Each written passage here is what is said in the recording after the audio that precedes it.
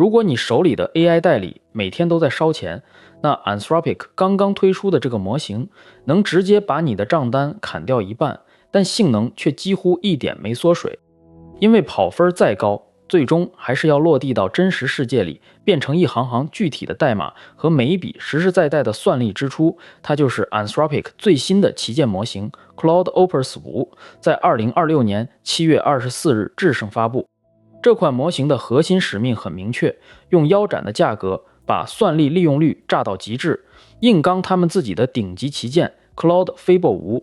要知道 AI News 现在已经是 Latent Space 的一个栏目了，他们对 Opus 5的发布反应非常强烈。你看价格， Opus 5的输入每100万 token 只要$5，输出$25，而 Fable 5呢，输入要$10，输出高达$50。这什么概念？价格直接砍掉一半，但跑分大家可以猜猜差多少。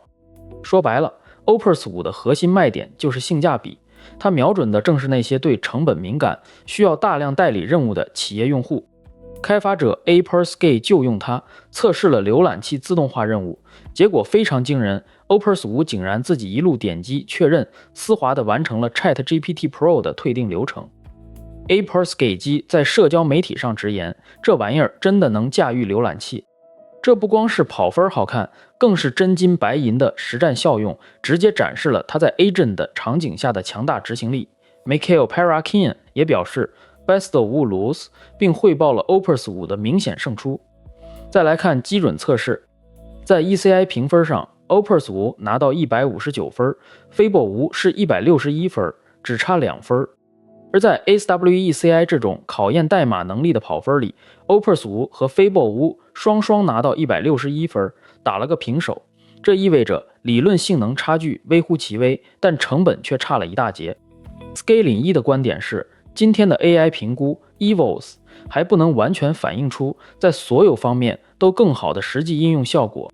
还有一个数据很有意思， Opus 5在内部化学基准测试中比之前的 Opus 4.8高出了10.2个百分点，这表明 Anthropic 在特定领域的能力提升上依然在持续投入和优化。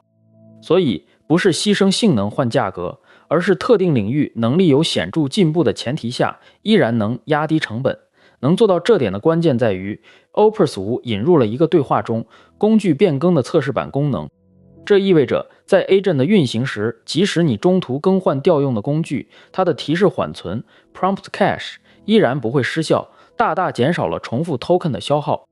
就像一个智能的助理，你随时给它换工具，它也能无缝衔接，不需要每次都从头理解你的意图。不光便宜，它还有快速模式，速度大约是默认模式的 2.5 倍。这意味着在一些对响应速度要求高的任务上， Opus 5也能跑得飞快。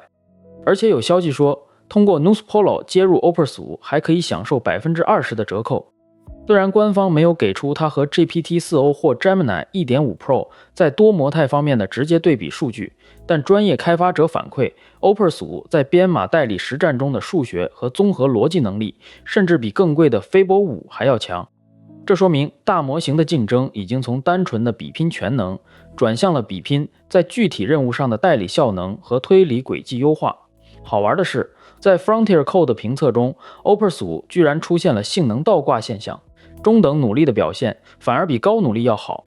这说明推理计算并不是无脑杂算力就能线性变强的模型，在特定复杂度任务中存在边际收益递减，有时候更卖力反而会适得其反，算力分配需要更精细的策略。这说明大模型竞争的下半场已经变了。谁能帮开发者在 Agent 的复杂多步调用中省下最多的钱和时间，谁才是真正的赢家。如果你要珍藏处理敏感文件，需要高效且成本可控的 AI 代理， Opus 5绝对值得一试。反正它主打的就是性价比，先装一个用着。